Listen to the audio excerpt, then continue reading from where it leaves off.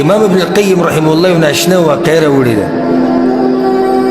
په عراق کې یو مؤذن و هغه به اذان کو نو پخوا چې به اذانونه کول نو کوم ځای ته به ختو بره به ختو هغه اذان کو په دې حي علی الصلاة حي علی الفلاح کې هغه چې وکتو یو کور نظر پرېوتو بهې کې یو جنۍ و هغه جنۍ ته ځلوي دې چې څنګه اذان ختم کړو رامنډې کړې کور ته ورغی دا جنۍ زه غواړم هغو ته یې صبر کوو موږ نصرانیان یو موږ کریسچن یو موږ عیسایان یو ستاسو دین جدا دی زما جدا دی ته څنګه جنۍ غواړې حاصل د قصې دا دی چې دې تو راتوی د جنۍ موږ راکړه اوس شرط کېږو چې ته به څه کوې ته به دا دین پرېږدې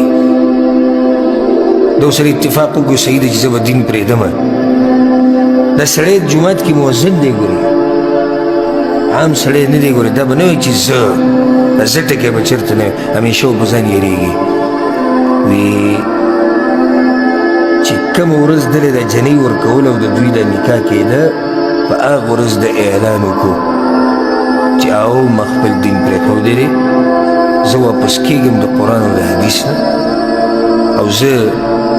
د محمد صلی الله علیه وسلم خپل پیغمبر نه ګڼم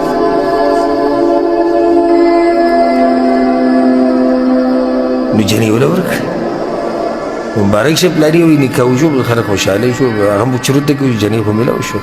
ګوره دنیا انسان څنګه زر خراب کوي وی دی چې راوتو دی درشل نه خپل راندي که دغه ځای کې مړ شو ساتي ووتو په اخري خاتمه هغه په دې باندې وشو چې دین نه منم